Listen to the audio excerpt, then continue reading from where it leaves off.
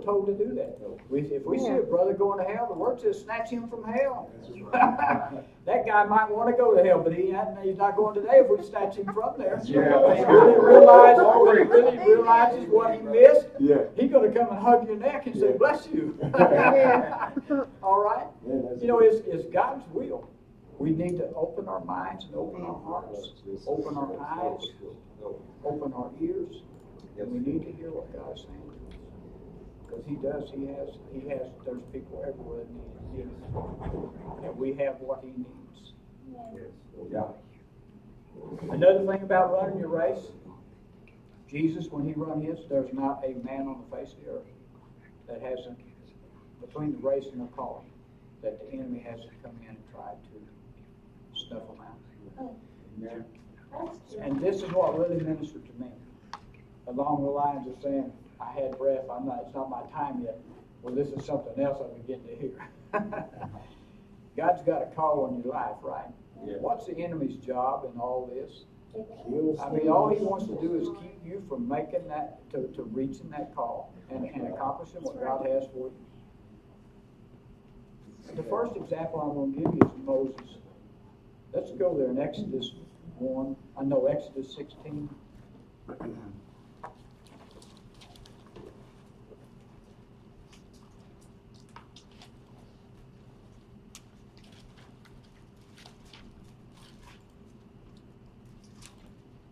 I wrote down 16:22. It may not be a minute.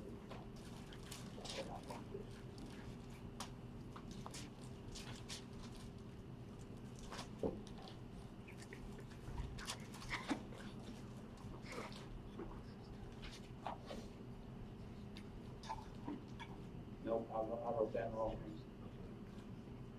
Well, anyway, Moses.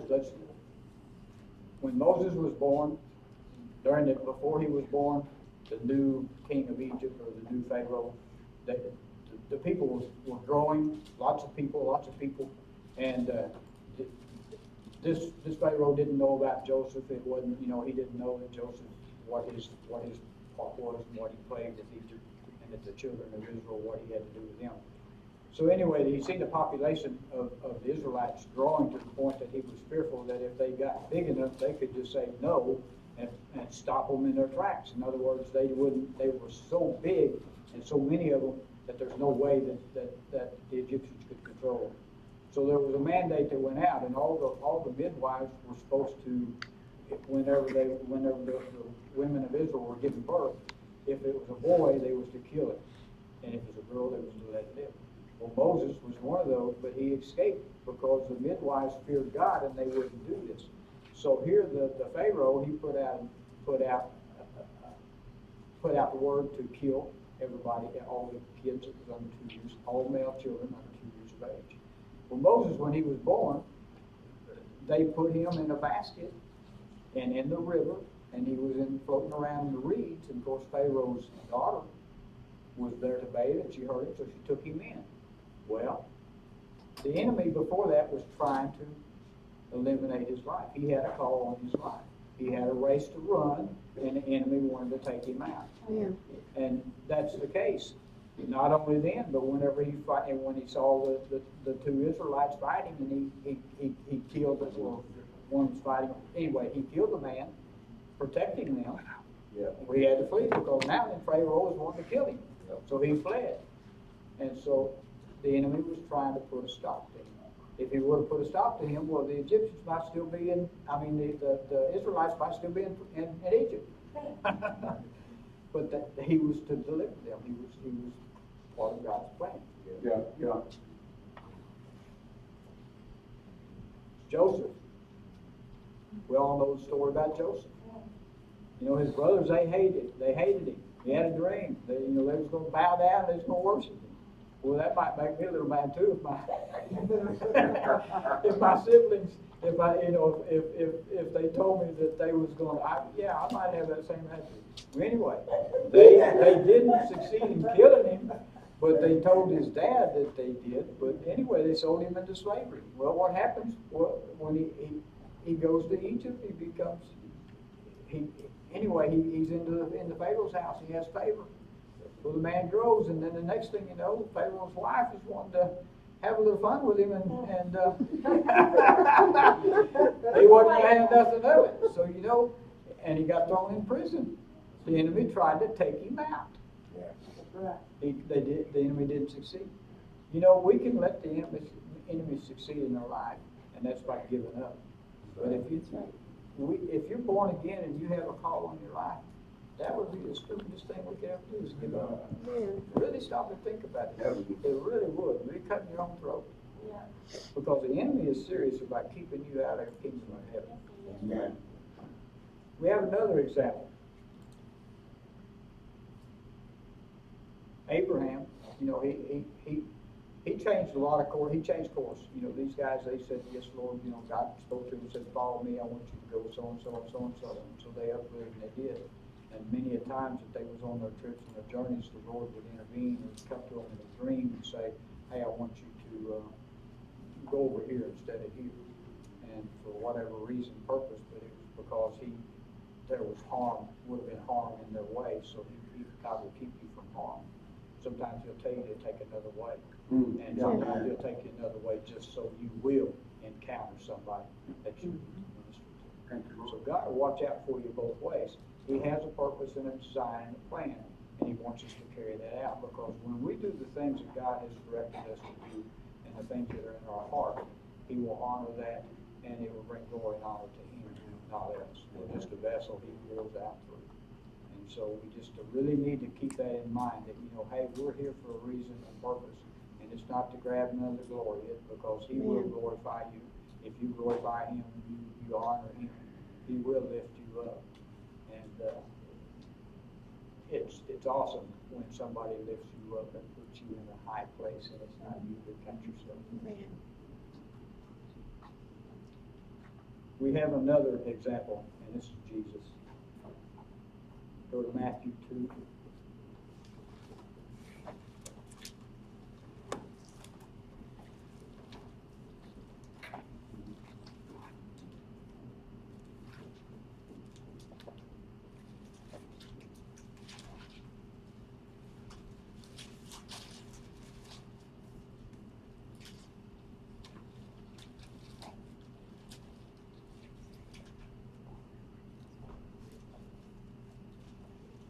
Okay, in verse 7, Mary had conceived that she was going to have Jesus. Jesus was going to be through Mary. It says, then Herod secretly called the Magi, ascertained from them that the time, in other words, the star had appeared, because he was wanting to know about it, because he had heard Jesus, you know, the Savior of the world, the King is coming. And so he wanted to know when and where and how and why. And he wanted to put a stop to it. But it said, then he called the Magi, because he knew that they was going to see Jesus. Herod secretly called the Magi and ascertained from them the time the star appeared. And he sent them to Bethlehem and said, go, make careful search for the child, and when you have found him, report to me, that I too may come and worship him. He was deceiving the Magi. And wanted them to let him know where Jesus was born, so he could go worship him. And if we come on down to 12, in verse 12, and having been warned by God in a dream not to return to Herod, they departed their own country by another way. He was speaking to. Need to back up. It said, they came into the house and saw the child with Mary, his mother, and they fell down and worshipped him. And opening their treasures, they presented them to him, frankincense and myrrh. And anyway, the Magi was warned by God in a dream not to return to Herod, so that Herod wouldn't know. And later on, Herod found out. And so we go to 2 verses 13. It says, now when they had departed, and behold, an angel of the Lord appeared to Joseph. Okay? An angel of the Lord appeared to Joseph in a dream, saying, arise and take the child and his mother and flee to Egypt, and remain there until I tell you, for Herod is going to search for the child to destroy him. Okay. If they would have stayed there, then Herod, the enemy, would have tried to take Jesus out. Jesus is called the Anointed One. We are the called and the Anointed One. And so God, in other words, the enemy is trying to keep you from your calling, keep you from your race. You go on to, let's see, 19, verse 19 and 20. Now again, it says, but when Herod was dead, behold, an angel of the Lord appeared in a dream to Joseph again in Egypt, saying, arise, take the child and his mother, and go into the land of Israel, for those who sought the child's life are dead. Okay? Now then, in verse, okay, and he appeared to him one more time. And anyway, he rose and took the child and his mother and came into the land of Israel. But when he heard that Archelaus was reigning over Judea in place of his father Herod, they were afraid, and the Lord spoke again and told in a dream and told him to depart to the regions of Galilee. So God was protecting Jesus, and he will protect you as well. But the point that I'm trying to make is this, is that the enemy does not want you to fulfill your call. And he will do whatever he takes. So don't be stupid and naive in thinking that you're okay. You need to stay in the protection and the blood of Jesus, and know that this is not something to take lightly. But the enemy will try to take you out. And if he's trying to take you out, be on notice now that your time is near. In other words, not to leave, but your time is to fulfill the call of God. It's so close now. So don't give in, and don't let the enemy, don't let him catch you off guard. Because you know God He gives us wisdom and understanding, and by the Holy Spirit He will warn us and tell us. And so if that's where that stop, look, and listen comes in. If the Lord says stop, don't go, just stop. And if you don't have a clear direction, I wait. That's good. Because you step out there and you might get run over by that bus or that train. But you know, He will forewarn us of things to come. And so if we just keep after, the things of God, keep our heart and our focus on Him, we're going to be all right. But God has called us to great and mighty things. And I just want to plant this thought. There's another story here that I want to share. Good Samaritan. This has to do with miracle signs and wonders, and all this still plays into the race that we're running, because God is getting ready to do some miracle signs and wonders all over the place that will clarify and magnify Him, and there's not going to be a question. Is there really a God? Yes. We're going to know it because of what He's doing, and those miracle signs and wonders are going to follow the words and the actions that we speak and we say. Because God is going to use us. That's all there is to it. He's going to use us. But the Good Samaritan, he was beat up by robbers, and was it a Levite? I don't have the scripture. Luke 10:3. That's easier.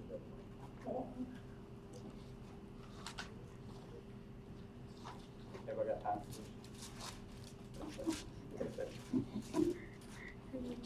This is something to think and meditate on. Because I was thinking about this. People get confused sometimes. Well, God didn't tell me to do anything. Well, that's where you need to pay attention to the compassion of God, because that compassion is in you.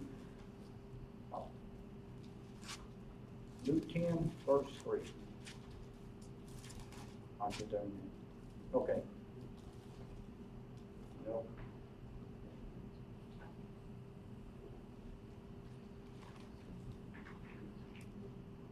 Well, anyway, everybody knows the story. The man was beat up by robbers. A priest come by and see him, and he walks on the other side. A priest, okay? A priest. He knows God. He knows God. He knows who God is, does he not? There's a Levite. Yes, he's supposed to. Okay, a Levite. And he did the same thing. He passed over on the other side. And then another gentleman came, and he saw him, and he had compassion on him. When Jesus ministered, he had compassion on the people he was ministering to. And it says that. He had compassion on them. And he went and he met their needs. He healed their diseases. He set them free. You know, if you're walking down the street and you see somebody that's beat up by a bunch of robbers and he has a need, I think that the compassion of God would be in your heart to the point that you would want to check that man out and see if he needs some help. And so this brings me back to the miracle sign. That person that was beat by those robbers, the Good Samaritan, was his miracle. He came and he ministered to that man. And that's what God desires of us, that compassion be so strong in us, that we will minister to those that have a need. And it doesn't matter whether they're lost or whether they're saved. If you have a need, you have a need. We as Christians have as many needs as those that don't. The ones that the lost, the main need that they have is to come to know Jesus Christ as Lord and Savior. And that is what it's all about. Amen. Are we close now? Let's go to Ecclesiastes. This is something the Lord's been showing me to. Ecclesiastes 12 and 13. I'm reading that and it's like, okay. The preacher's talking about vanities, futile things that don't amount to a hill of beans, but then again, it's wisdom.